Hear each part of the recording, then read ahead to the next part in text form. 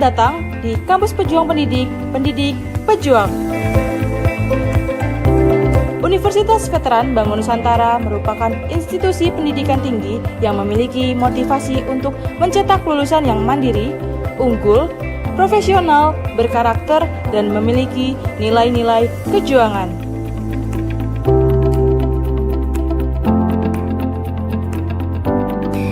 Saya Rektor Universitas Veteran Bangun Nusantara, Profesor Dr. Farida Nugrahani Magister Humaniora. Misi Universitas Veteran Bangun Nusantara adalah terwujudnya universitas yang unggul, berkarakter, mandiri, dan memiliki nilai-nilai kejuangan.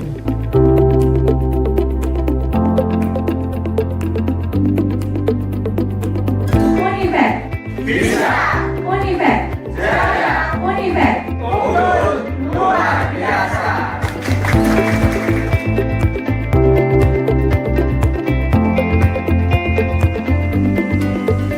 Kampus Universitas Veteran Bangun Nusantara terdiri dari 6 fakultas unggulan dan 1 program pasca sarjana.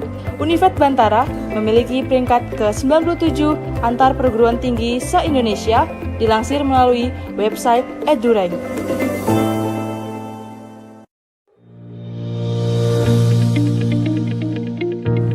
Menyelenggarakan pendidikan yang berbasis pada nilai kejuangan, Univet Bantara didukung dengan kegiatan perkuliahan yang terkelola secara profesional dan difasilitasi dengan sarana dan prasarana yang representatif guna mendukung proses pembelajaran mahasiswa.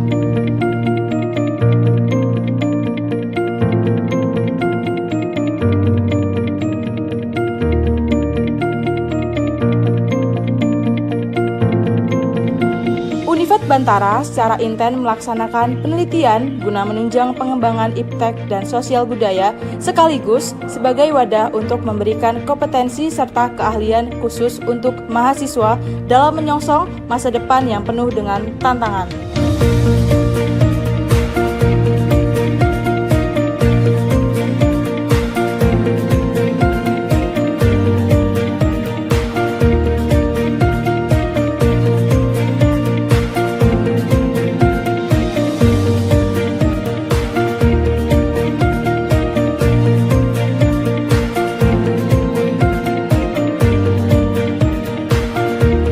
Pengabdian kepada masyarakat merupakan bagian yang secara intensif dan aktif dilaksanakan Univet Bantara dengan melibatkan dosen serta mahasiswa sebagai wadah untuk membentuk karakter serta sebagai bentuk kepedulian sosial dan menjadikan generasi Bantara.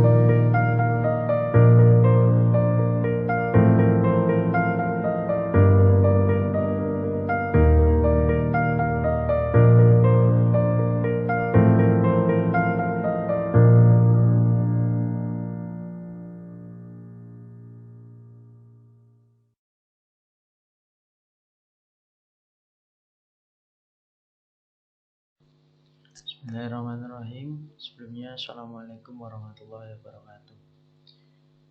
Perkenalkan, saya Mardi Saputro dengan NIM 2321520050. Saya adalah mahasiswa PPG Pracap gelombang 1 tahun 2023 Fakultas Keguruan dan Ilmu Pendidikan di Universitas Veteran Bangun Nusantara Sukoharjo.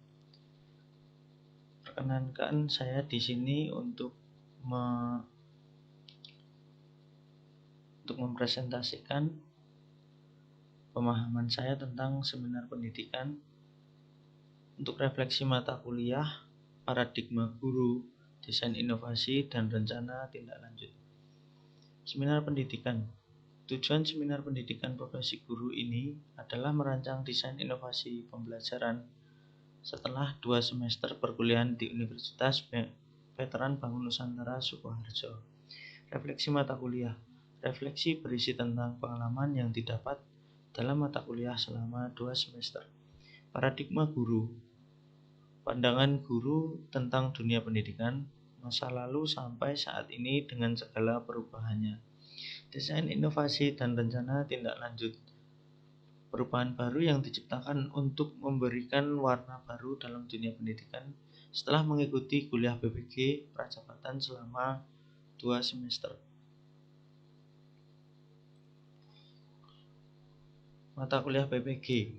Untuk semester pertama, ada mata kuliah Filosofi Pendidikan, Perspektif Sosiokultural dalam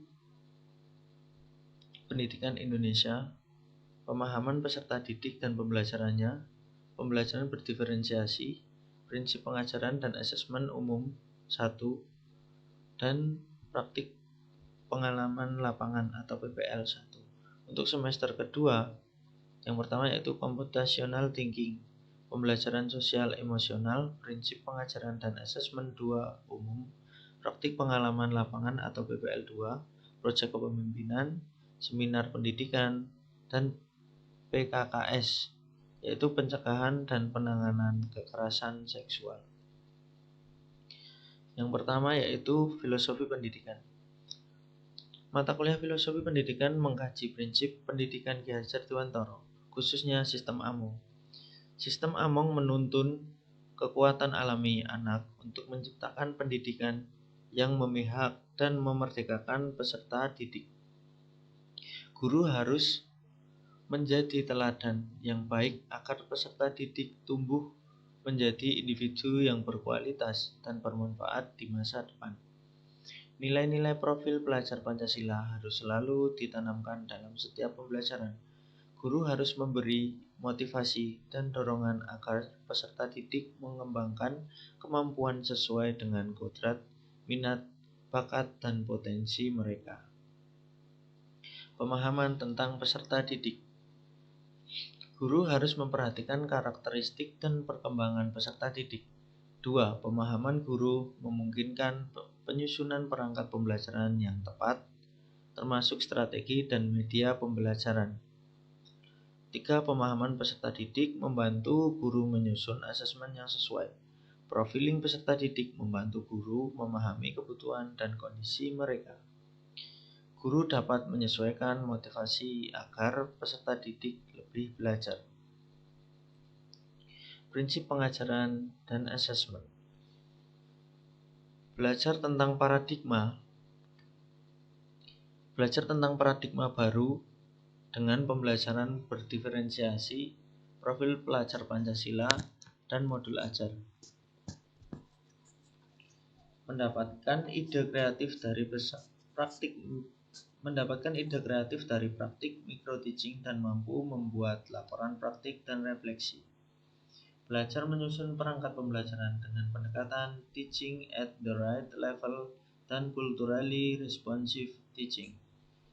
Teaching at the right level memastikan kesesuaian tingkat keterampilan dan pengetahuan peserta didik dengan materi yang diajarkan. Culturally responsive teaching memperhatikan latar belakang budaya peserta didik dan memasukkan pengalaman budaya ke dalam pembelajaran. Pendekatan budaya meningkatkan motivasi dan keterlibatan peserta didik serta memudahkan pemahaman materi. Perspektif sosiokultural dalam pendidikan. Guru harus memperhatikan perspektif sosiokultural dalam pembelajaran, memahami faktor sosial, budaya, ekonomi, dan politik untuk merencanakan pembelajaran sesuai kebutuhan peserta didik. Menerapkan pendekatan, strategi, metode, dan teknik pembelajaran yang tepat. Scaffolding pada ZPD meningkatkan kemampuan peserta didik. Guru dapat memberikan bimbingan individu dan kelompok, serta menerapkan tutor sebaya dalam diskusi. Pembelajaran berdiferensiasi.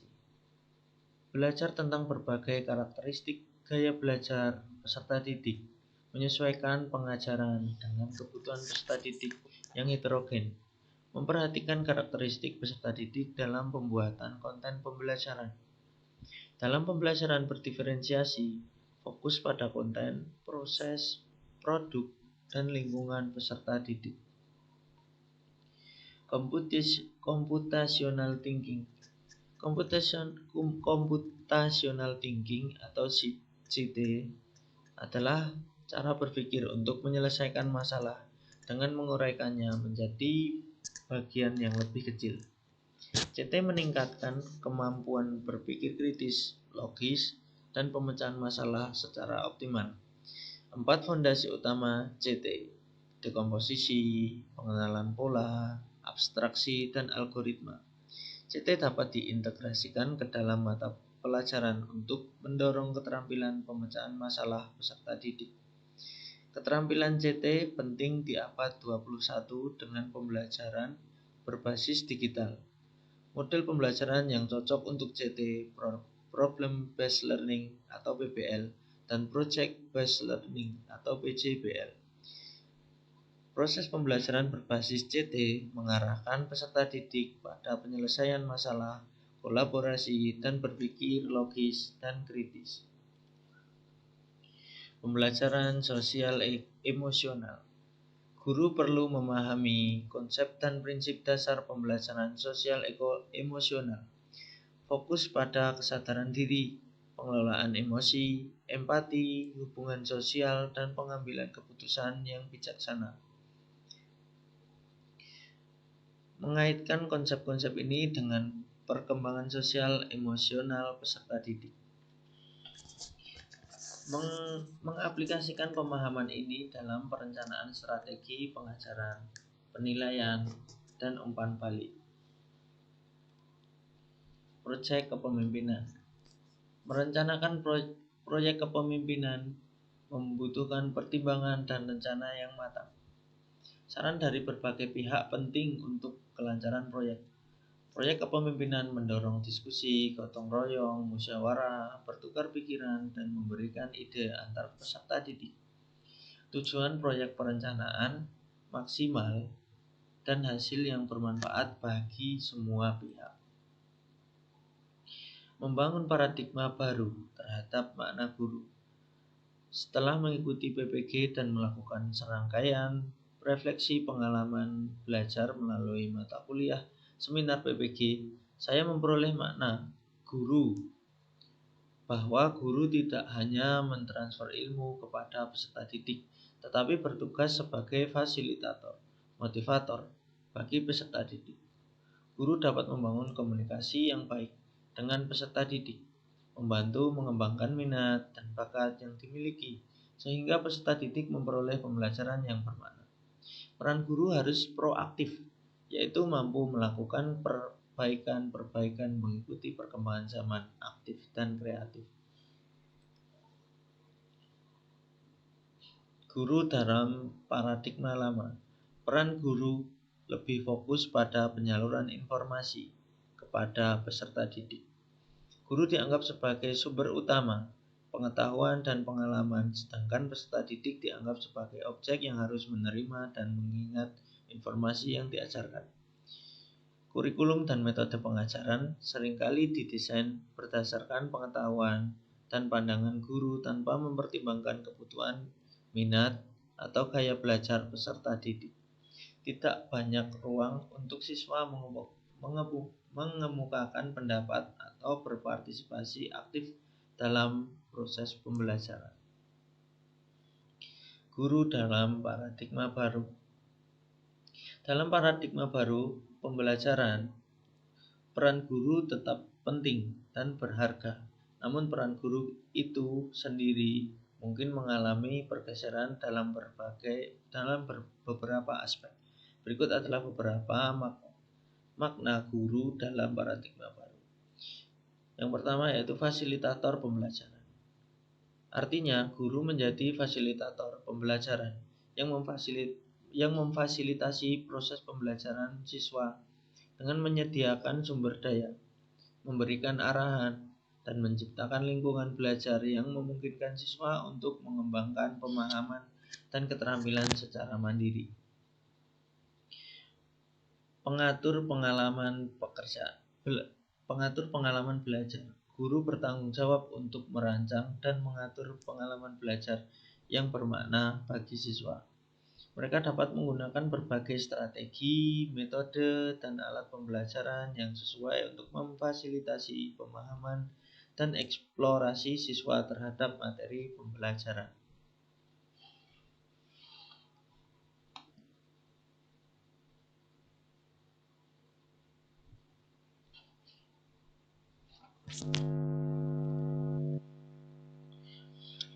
Pembimbing. Guru berperan sebagai pembimbing yang membantu siswa dalam mengembangkan kemampuan berpikir kritis, keterampilan kolaboratif, dan pemecahan masalah. Mereka memberikan umpan balik berkonstruktif kepada siswa, membantu mereka mengenali kekuatan dalam kelemahan, serta merencanakan langkah-langkah perbaikan. Kolaborator. Guru bekerja sama dengan sesama guru, staf sekolah, dan orang tua untuk menciptakan lingkungan belajar yang kolaboratif. Mereka berpartisipasi dalam tim, pengembangan kurikulum, berbagi praktik terbaik, dan melakukan refleksi bersama untuk meningkatkan pengalaman belajar siswa. Pembelajar seumur hidup. Dalam paradigma baru, guru menjadi pembelajar seumur hidup yang terus mengembangkan pengetahuan dan keterampilan mereka.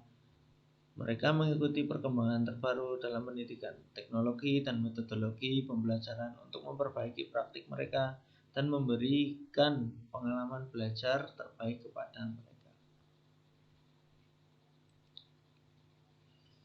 Dalam era informasi yang melimpah, guru hendaknya dapat membantu siswa memilah dan memilih sumber daya yang relevan, akurat, dan bermutu tinggi. Guru membantu siswa memahami dan menganalisis informasi dengan kritis, serta membangun pemahaman yang kokoh. Pendukung dan motivator. Guru berperan sebagai pendukung dan motivator bagi siswa. Mereka memberikan dukungan emosional, menginspirasi, dan memberikan dorongan kepada siswa untuk mencapai potensi terbaik mereka. Guru menciptakan lingkungan yang aman, inklusif, dan mendukung untuk memfasilitasi pertumbuhan siswa secara holistik. Jadi dapat disimpulkan, makna guru dalam paradigma baru adalah menjadi fasilitator, pengatur pengalaman belajar, pembimbing, membantu siswa menentukan sumber belajar, pendukung, kolaborator, dan pembelajar seumur hidup. Guru tetap menjadi tokoh penting dalam menciptakan lingkungan belajar yang memungkinkan siswa untuk tumbuh dan berkembang secara optimal. Nah, di sini refleksi mata kuliah terpilih, yaitu praktek pengalaman lapangan atau PPL 1. Topik pertama yaitu orientasi. Di sini ada dokumentasi saat saya dan kelompok saya sedang melakukan observasi di SDN 1 Sukoharjo. Dan ini ada beberapa banyak dokumen, nanti bisa diakses lewat link ini. Lanjut ke topik 2 yaitu observasi PPL 1. Ini adalah dokumen yang kami ambil dan masih ada beberapa dokumen yang bisa diakses melalui link. Refleksi mata kuliah terpilih.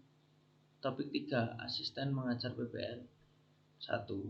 Ini adalah foto saat saya melakukan asisten mengajar, dan ini ada dokumen yang bisa diakses melewati link. Topik 4 yaitu praktek pembelajaran PPL 1. Nah, ini dokumen saat saya melakukan praktek pembelajaran PPL 1. Ada beberapa dokumen untuk RPP dan dokumen yang lain ada di link ini yang bisa diakses. Yang terakhir yaitu topik 5, diskusi refleksi akhir PPL. Nah, setelah kami semua melakukan orientasi, setelah itu observasi, setelah itu asistensi mengajar, lalu praktek pembelajaran dilakukan.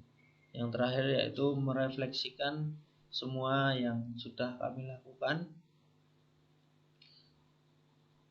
dan kita berdiskusi dengan guru kelas dan juga ibu kepala sekolah. Nah, ini dokumen yang kami ambil dan ada beberapa dokumen refleksinya saya cantumkan di link yang bisa diakses ya. Nah, ini langkah-langkahnya lesson study. Yang pertama yaitu plan, yaitu perencanaan dan penyusunan praktek pembelajaran dengan cara menyiapkan dokumen dan alat-alat untuk melakukan pelaksanaan pembelajaran. Setelah itu do dan see, yaitu melaksanakan pembelajaran. Setelah itu refleksi dan rencana tindak lanjut, mengevaluasi hasil dan kegiatan yang sudah terlaksana sebelum melanjutkan kegiatan selanjutnya.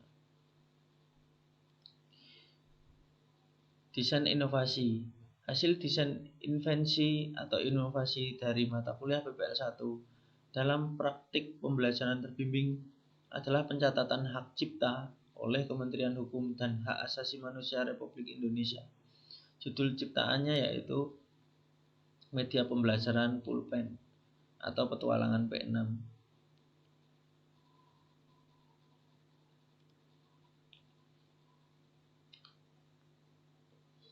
Setelah itu, ini desain inovasinya. Media pembelajaran pulpen terintegrasi dengan media digital WordWall yang berisi soal profil pelajar Pancasila dan dilengkapi alat peraga. Ini adalah medianya, media pulpennya sebagai alas.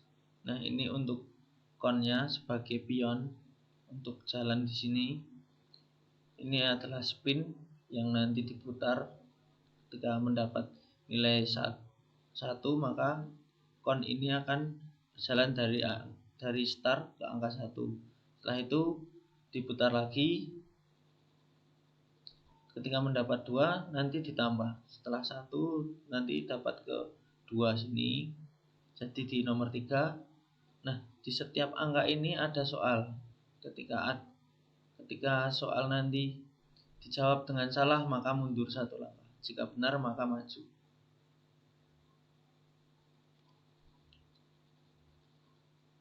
Alasan memilih desain inovasi. Media pulpen adalah media pembelajaran yang menyenangkan. Pembelajaran juga didapat karena setiap langkah atau setiap pion atau kon yang menginjak angka, di situ ada soal yang harus dijawab. Dan juga membuat anak menjadi bersemangat karena berlomba-lomba untuk finish duluan. Nah, seperti yang saya paparkan tadi, ketika pion masuk ke angka, menginjak ke angka berapa, nanti disitulah ada soal. Dan ini ada beberapa warna. Ini adalah warna untuk event atau soal bonus yang lebih susah tetapi mendapat nilai mungkin maju 2 atau 3 langkah. Seperti itu. Nah, untuk rencana tindak lanjutnya, rencana tindak lanjutnya yaitu membuat media digital WordWall yang mengintegrasikan soal-soal mata pelajaran SD lain. Nah, di sini ini adalah media kelompok yang membawakan soal P5, P6. Maaf, maksud saya P6. Nah, untuk rencana tindak lanjut nanti bisa diganti seperti soalnya bisa diganti menjadi IPA atau matematika atau bahasa Indonesia atau bahasa Inggris nanti sesuai apa yang dikehendaki oleh guru yang akan membuat media tersebut.